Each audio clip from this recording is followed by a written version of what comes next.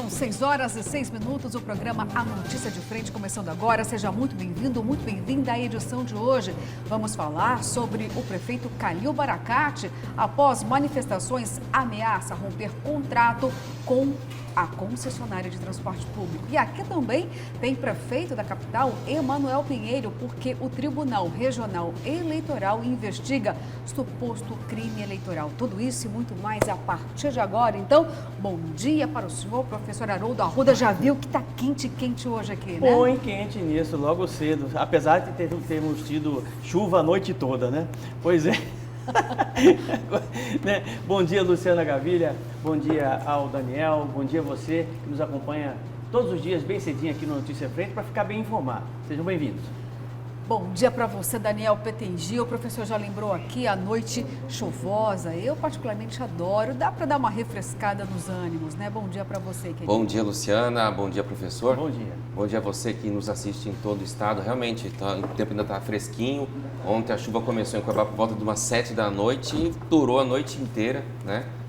Ficou uma chuva fraquinha, mas é lógico que alguns pontos que já são bem conhecidos aqui da capital, ficaram alagados, né? Isso é uma coisa que a gente não consegue fugir. E aí você falou em alagamento, eu já lembrei de uma coisa, buracos. Sim. Olha, professora, a família dos buracos, Daniel, vai crescer, infelizmente, por toda a capital, viu? Mas vamos lembrar aqui que tem movimentação, né? Eu até vou ressaltar que o vice-prefeito Estopa, sempre que fala de buracos, ele fica bem agitado, fica nervoso e aí quer medidas emergenciais, viu, professor? Quer mais qualidade no asfalto? Na verdade... Já disse que metade da culpa não é apenas uma culpa da prefeitura, metade é da concessionária de água, outra parte é da prefeitura. Ele já xingou por várias vezes a concessionária e com razão. Com razão. Com razão, quero deixar bem claro isso, né? Ele é ansioso e impaciente para resolver as coisas. Eu gosto da atitude do Estopa, ele é direto ao ponto, né? E ele alega que, infelizmente, ele não consegue fazer por conta de realmente estar na dependência da Águas Cuiabá, estar na dependência de certas coisas, inclusive da chuva, de parar a chuva para começar os trabalhos. Recentemente começou agora o trabalho de tapa-buracos, né? Mas é sempre a mesma alegação de que a chuva não deixa fazer o serviço de forma com mais celeridade. Mas todo ano a mesma coisa no mesmo período, ou seja, daria sim para a Secretaria de Obras, daria para a própria Prefeitura ter um pouquinho mais de gestão e poder planejar isso e fazer o trabalho um pouquinho antes. É isso aí, Daniel. Inclusive, tem até um novo método de tapa-buracos por parte da concessionária, exigido inclusive para a prefeitura, porque precisava romper aí com esse efeito queijo suíço, faz uma pavimentação, faz um reparo, às vezes até no mesmo dia, para a infelicidade da população e também para o prejuízo no bolso. A gente não vê o efeito, né, duradouro desse tipo de reparo. Então, existe até no momento a cobrança para a mudança no sistema de tapa-buracos, é isso? Isso, a prefeitura tem se mantido crítica, né, em relação a esse acabamento que a Águas Cuiabá não dá, muitas vezes, às obras que são executadas, mas a própria prefeitura não pode se eximir da culpa que ela tem em relação aos outros buracos, né, que estão aí nas vias principais, no centro, nas principais avenidas. Esses buracos não são de responsabilidade da Águas Cuiabá, né? Estão surgindo sempre ali e a prefeitura tem que estar atenta também ao Departamento de Obras, à Secretaria de Obras, para agir rapidamente, porque pelo menos a sensação que nós temos como cidadãos é que esse ano está muito pior, a questão da buraqueira em Cuiabá. No fundo, pouco importa, né, Daniel, Luciana, de quem é o buraco, né? Tem que agir. Cada um que cuide aí. Tanto faz se é da Águas Cuiabá, se é da prefeitura. Né? O poder público tem que estar atento, né? Até porque o contribuinte paga imposto e não é pouco. E a gente precisa realmente ter aí uma certa qualidade na pavimentação da nossa cidade. Uma né? certa não, eu diria a melhor qualidade, porque o imposto, eu vou lembrar, os impostos doem nos nossos bolsos. A gente faz a nossa parte, né? O Brasil é o país do imposto, a gente não consegue sair disso. Nós pagamos muito bem para ter uma obra de qualidade. Então, a gente só paga muito bem e não tem a obra de qualidade. É preciso romper mesmo com esse ciclo, viu? E aí, falando em relação à pavimentação, já me lembrei aqui, tem transporte público para a gente citar e também tem aí a manchete do jornal A Gazeta, Daniel Petengil. Vou pedir para que você mostre para a gente, então, os destaques do jornal A Gazeta que circula em todo o estado de Mato Grosso. Novamente, é um dos assuntos mais polêmicos aqui da Baixada Cuiabana nos últimos anos. a implantação do novo modal, né? Aqui o BRT só ficará pronto em 2025. Modal escolhido para a Grande Cuiabá, o BRT custará quase o dobro do que a conclusão do VLT. O valor da passagem também poderá ter valor superior ao que já foi calculado. Além disso, o modal vai provocar o estrangulamento e piora do trânsito com a substituição do transporte, que será disponibilizado somente em 2025 e não em 24 meses, conforme anunciado pelo governo de Mato Grosso. As informações constam em um estudo divulgado nesta quarta-feira por entidades como o Sindicato Interestadual da Indústria de Materiais e Equipamentos Ferroviários e Rodoviários, SIMEF, e o Instituto de Engenharia de São Paulo. Esse estudo, Luciana, ele é acompanhado bastante por esse sindicato que representa as indústrias ligadas à questão ferroviária aqui no Brasil, e eles são radicalmente contra a implantação do BRT, são muito favoráveis ao VLT. Fizeram um estudo um pouquinho mais detalhado sobre a questão de implantação, das desapropriações, né? O valor da tarifa, de acordo com esse estudo desse sindicato das indústrias, chegaria a R$ 5,70, né? Essa informação é muito importante e ela é rebatida pelo governo do estado. Na nota que foi enviada aqui para a reportagem, o governo diz que essa conta vai ficar no máximo em R$ 3,04, seria o valor da tarifa, levando em consideração o volume financeiro que vai ser utilizado para a obra.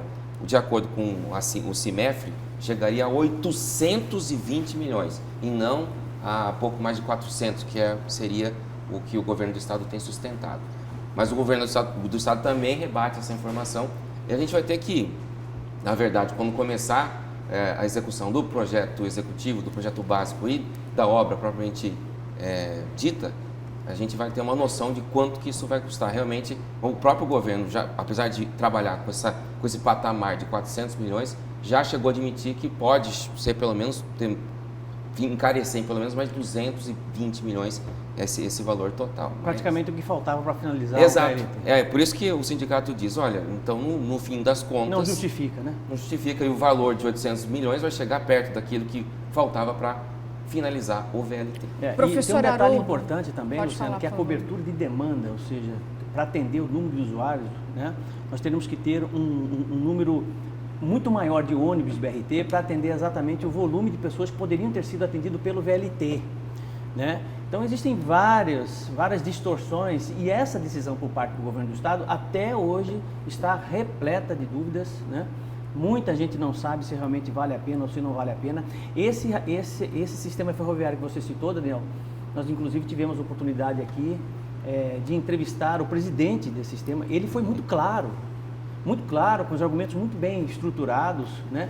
Com a tese muito bem estruturada, dizendo o seguinte: olha, é completamente inviável você partir para o BRT. Mas me parece que o governo está decidido, né? Já decidiu e é uma decisão monocrática, a meu ver, né? Por conta da não consulta pública, considerando que é a população que vai usar.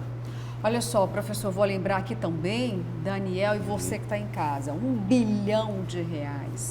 Essa montanha de dinheiro está lá, olha, nos trilhos enferrujados do VLT, e eu diria mais, viu? Eu acredito que nós temos que pensar em uma cidade futurista, moderna. Por que não ter os dois modais, tanto o BRT quanto o VLT? Porque um alimenta o outro. Sim. E nós sabemos que as avenidas aqui, elas estão praticamente estranguladas, porque as obras, elas acontecem com atrasos aqui na capital de 2 décadas. Quantos viadutos nós temos aqui na capital? A capital tem uma mobilidade urbana moderna? Infelizmente não tem.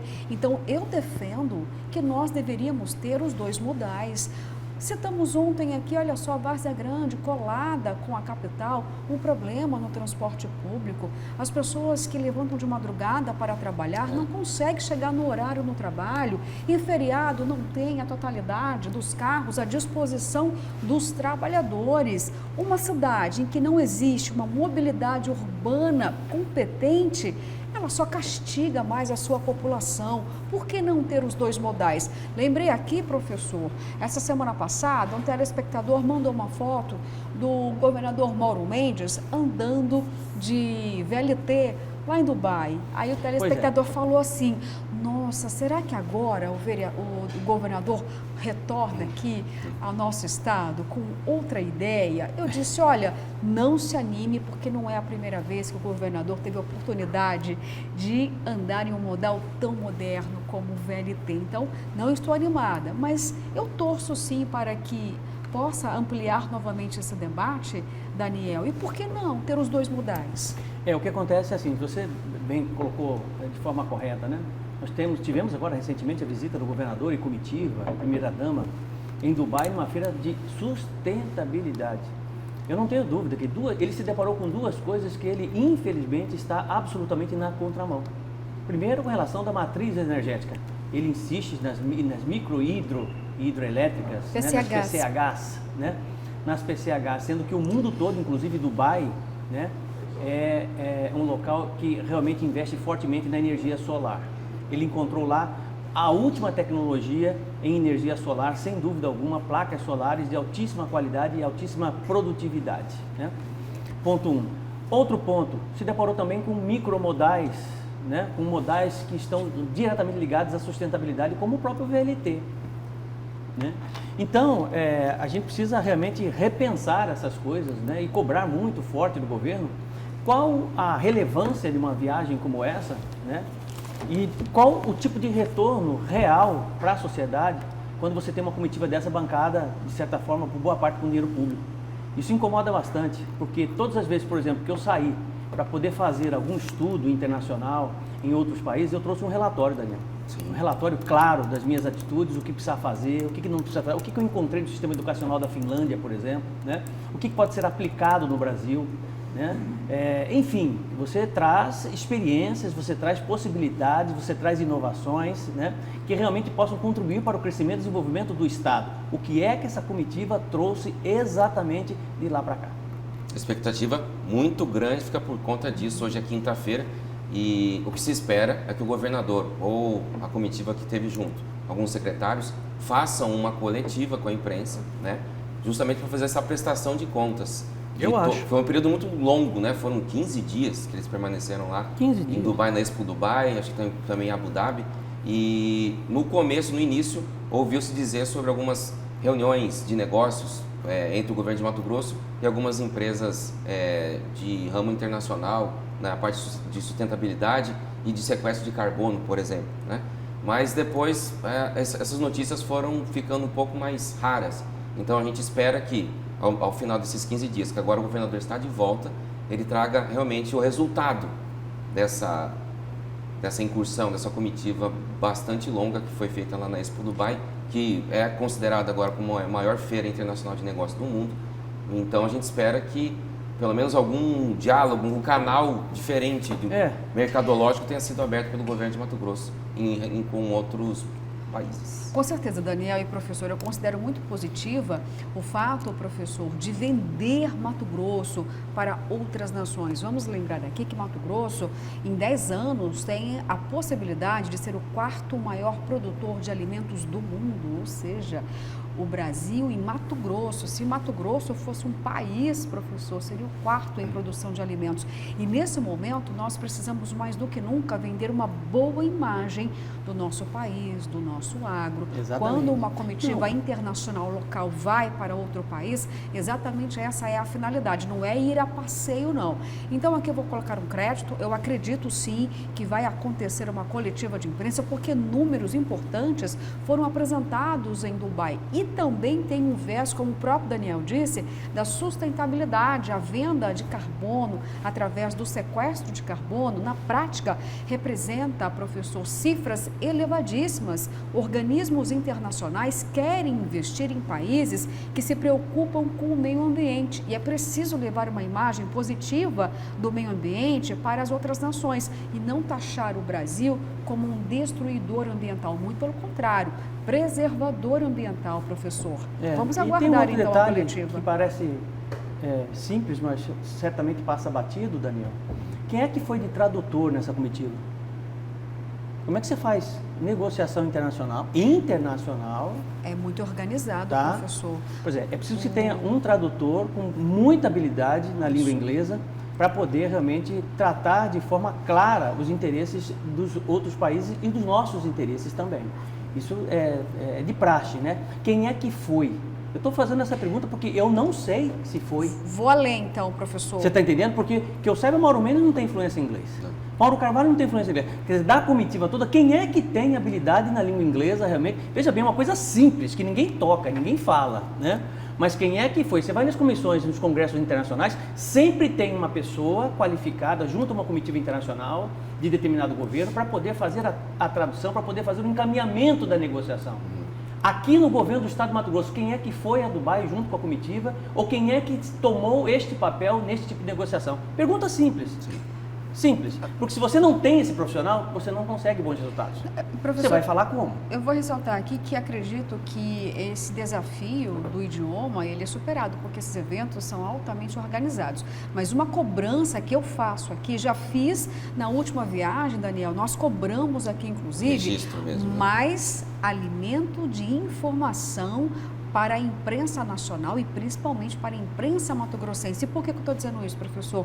Na última viagem, durante a COP26, não houve sequer, professor, o envio de jornalistas do próprio governo para acompanhar essa comitiva. A imprensa passou implorando informações para secretários. Grava um vídeo, pelo amor de Deus, governador Mauro Mendes, conta pra gente o que está acontecendo, o que foi que ventilado aí sobre Mato Grosso, até mesmo sobre o Brasil. Ficamos aqui implorando informações. E desta vez, pelo menos, professor, ainda não resolve o problema, a minha avaliação como jornalista, como quem precisa da informação para trabalhar, para levar para você que está em casa.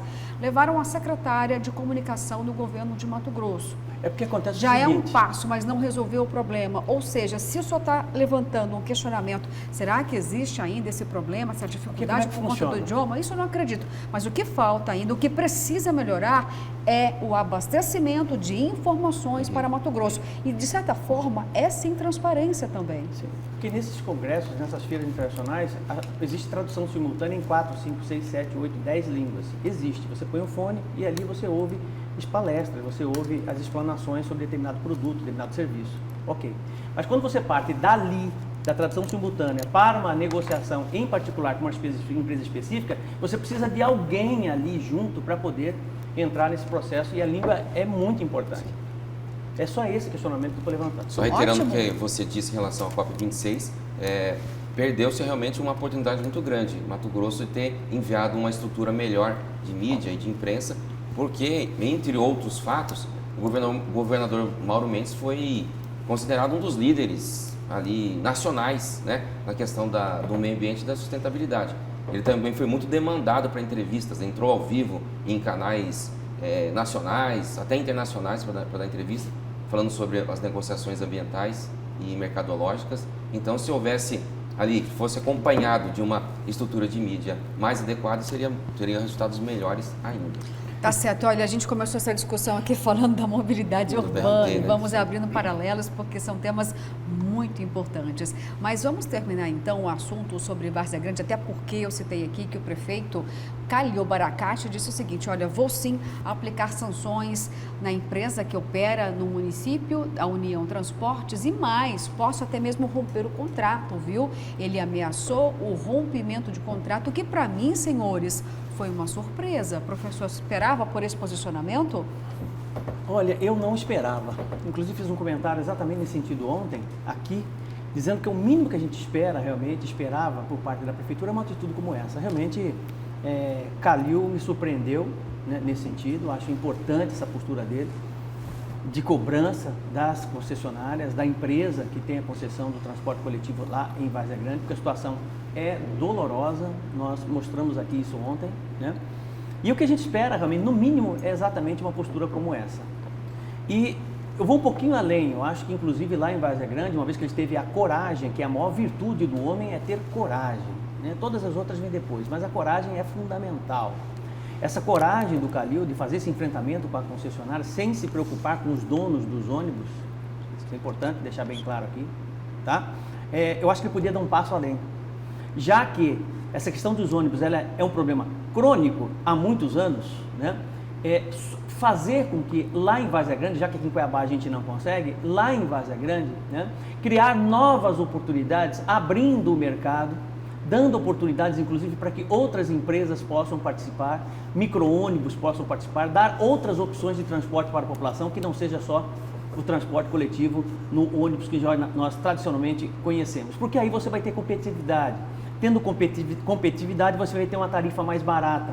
E quem ganha na ponta, né, é exatamente o usuário do ônibus. Ele vai ter outras opções de transporte, uma tarifa mais barata, com mais competitividade entre os empresários, e a gente quebra definitivamente esse monopólio do ônibus aqui em Várzea Grande, pelo menos por enquanto, né?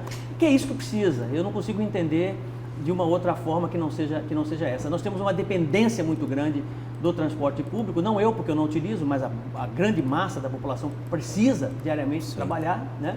E a gente precisa quebrar isso o mais rápido possível. Na hora que nós tivermos um prefeito com essa coragem, eu tenho certeza que tudo melhora. E falando sobre a qualidade do serviço, em conversa com pessoas que são usuários, que dependem dessas linhas aí em Várzea Grande, muita gente diz que na garagem da empresa tem muito veículo encostado lá, né? Tem muito ônibus fora de operação por realmente falta de manutenção ou que sofreu alguma pane. Essa tem sido uma das principais reclamações dos usuários, né? O ônibus, quando chega, se não chega atrasado, chega lá com um problema. Uma moça ontem, na entrevista mesmo, a nossa reportagem, disse que o veículo fica afogando o motor, né? Dá pane o tempo todo, é um ônibus que não tem higiene adequada também. Então, realmente, acho que todo isso foi um conjunto de valores, um conjunto de problemas que aconteceram ali, que fizeram o prefeito tomar essa decisão. Ontem teve uma reunião com os vereadores, inclusive. Exatamente, Daniel. Ontem o prefeito Calil se reuniu com pelo menos 15 vereadores. O que ficou acordado? A aplicação da multa, vou até pedir aqui para o secretário de comunicação, se estiver nos ouvindo nesse momento, para revelar também esse valor das multas e das sanções. Nesse momento a imprensa mato-grossense não sabe dizer qual seria o valor dessa multa. Mas o que ficou acordado então nessa reunião que você citou com os vereadores é o fato de que pode sim haver a ruptura desse contrato de concessão com a União Transporte se a empresa não colocar carros novos, não implementar uma nova frota, com estrutura melhor, com qualidade, como você disse. Tem carro parado lá, Daniel, e a gente não sabe, não entende, professor, se aquele carro está quebrado, se aquele carro precisa de fato de manutenção, se ele precisa de substituição, se aquele veículo está pronto para substituir qualquer outro veículo que esteja rodando, esteja atendendo uma linha, e tem problema, porque é preciso ter uma margem também, um percentual de frota à disposição em casos de eventualidades, de quebra. Então, ou seja, pelo menos o prefeito nesse momento está ao lado de quem? De 100 mil passageiros do transporte público de Várzea Grande, que é o que interessa. Como já dissemos aqui ontem, não é um favor ter um ônibus, é obrigação. E por quê? Porque você,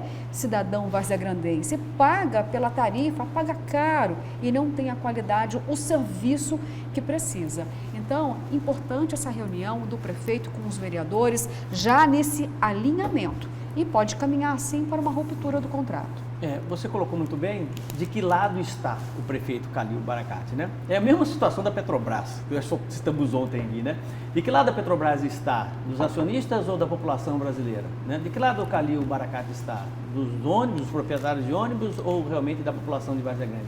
É simples assim, né? E essa atitude dele agora realmente é uma atitude estadista, porque pensa na coletividade, no interesse da coletividade e você que mora lá em Várzea Grande. Vamos torcer para que realmente isso surta efeito, né? Bom, vamos aqui ser justos, tem um outro lado da empresa, preciso trazer aqui até um destaque. O outro lado, o jornal A Gazeta, que circula em todo o estado de Mato Grosso, é o seguinte: a empresa União Transportes informa que vem cumprindo as medidas determinadas pelo prefeito Calil Baracate, conforme reunião acordada na semana passada para melhor garantia do serviço do transporte coletivo à população varzea-grandense. Na terça-feira de carnaval, por ter sido ponto facultativo decretado pela prefeitura, a empresa colocou apenas 40% dos ônibus para rodar, como sempre ocorreu em anos anteriores, mas devido à abertura do comércio, acabou gerando um movimento atípico?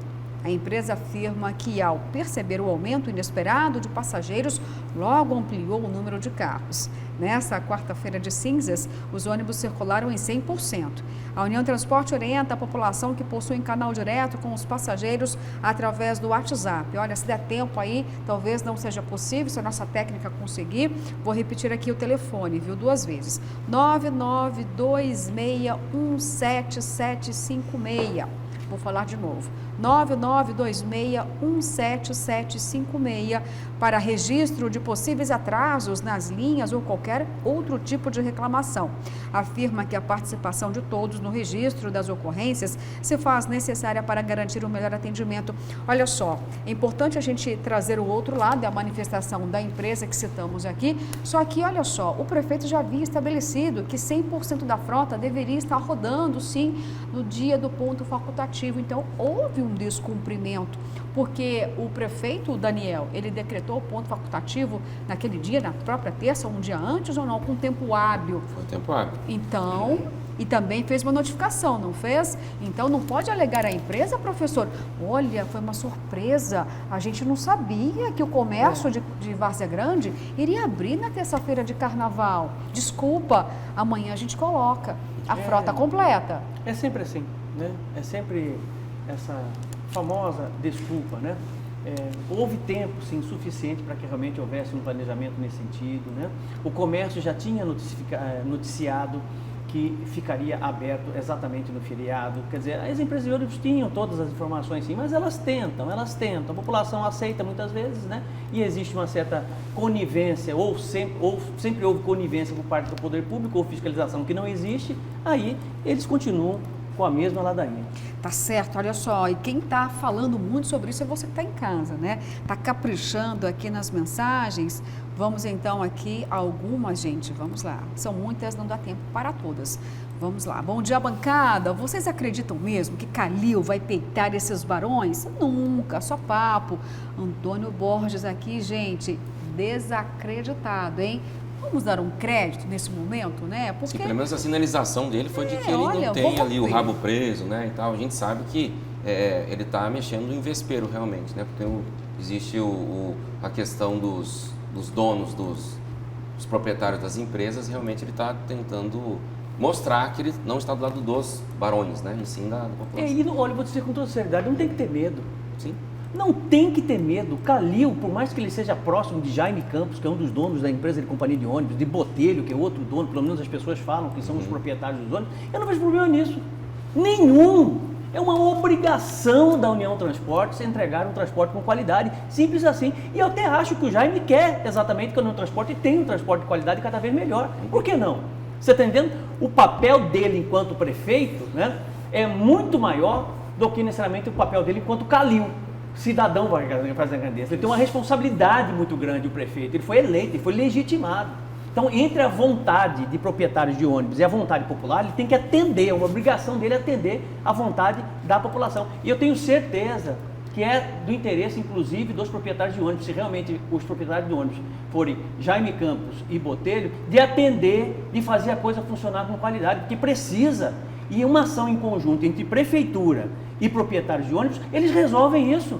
Você está entendendo? Quer dizer, então não tem que ter medo, tem que ter ação assertiva, né? Coragem, transparência e atender a população da melhor forma possível, simples assim. Concordo, professor, até porque quando um gestor é eleito, ele tem que saber que ele vai ter que gerenciar crise.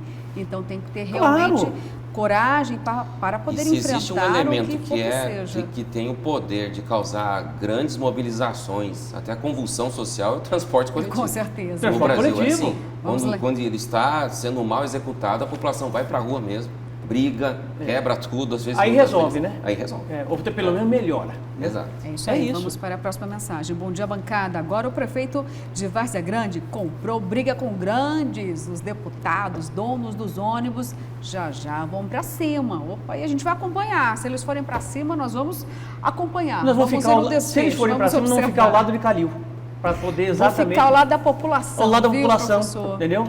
Né? Porque é a população que precisa do ônibus. Exatamente. Bom dia, esses ônibus de Várzea Grande são uma vergonha, sujos, atrasados, uma vergonha. A gente espera horas e nada, isso não vai dar em nada. O dono é poderoso, irmão de um deputado, quem se lasca é o povo. Eu mesmo esperei 2 para ir ao centro.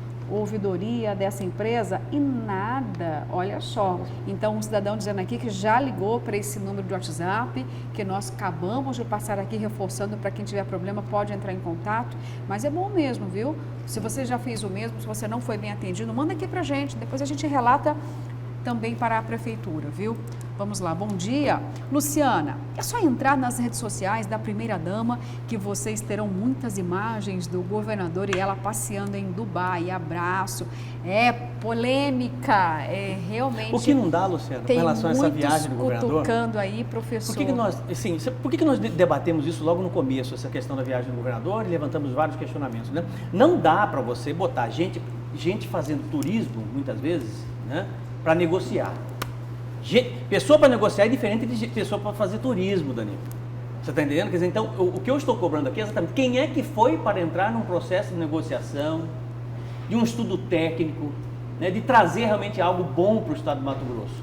Quem é que foi para fazer isso? Foi o Mauro Mendes mesmo que fez isso, entendeu? A equipe dele. Quem é que entrou no processo de mediação, traduzindo, né, tratando com a língua inglesa exatamente esse processo de negociação?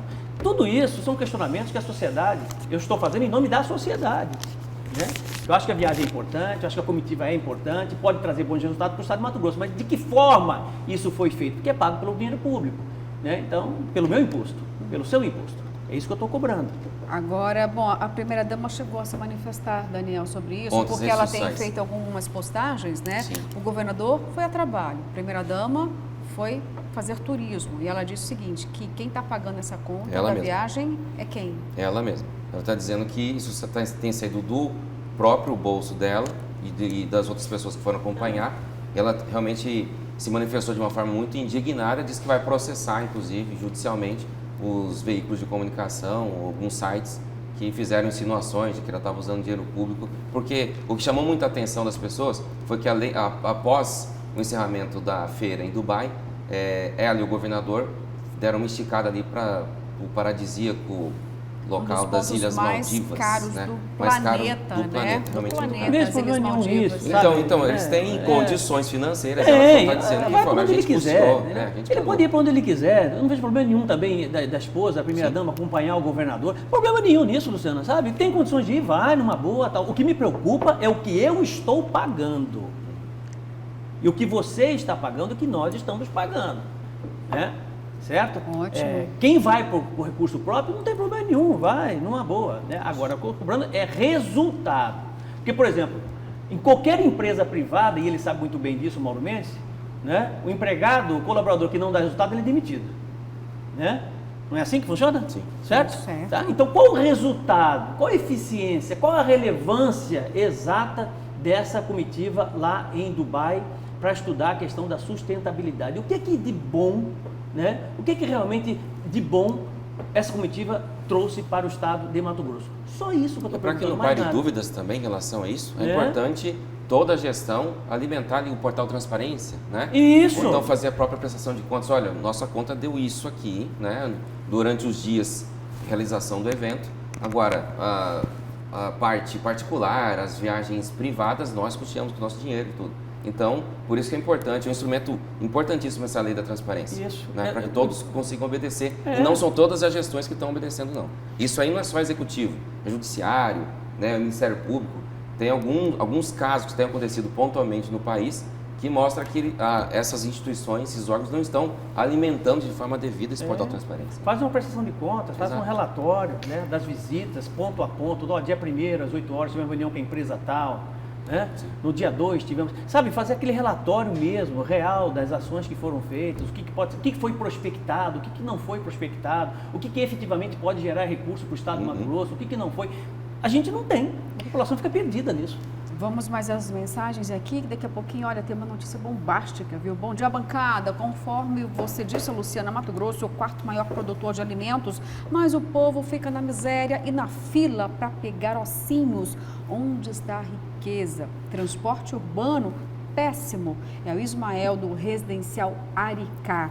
Pois é exatamente isso. Falamos muito aqui. Olha, e a semana que vem nós vamos dar mais atenção ainda a essas questões sociais, também falar sobre os alimentos, viu? Mas agora, gente, eu vou chamar o repórter Oliveira Júnior, porque tem informações em relação ao Tribunal Regional Eleitoral, que investiga o prefeito da capital, Emanuel Pinheiro, por supostamente ter cometido crime eleitoral. Então vamos com o repórter Oliveira Júnior, porque a notícia em suas mãos agora. Oliveira, bom dia para você. Bom dia, Luciana. Bom dia para você que acompanha o programa Notícia de Frente em todo o estado de Mato Grosso. O Pleno do Tribunal Regional Eleitoral de Mato Grosso, o TRE, será responsável pelo processo contra o prefeito de Cuiabá, Emanuel Pinheiro, do MDB. Ele é acusado de usar contratações temporárias da saúde na capital para beneficiar a eleição do filho dele, Emanuelzinho, do PTB, em 2018, na campanha para deputado estadual. O declínio da competência foi acatado após o pedido do Ministério Público Eleitoral, MPE. Em seu despacho, o juiz da 51ª Zona Eleitoral de Cuiabá, Francisco Alexandre Ferreira Mendes Neto, usou o entendimento do Supremo Tribunal Federal. Abre aspas.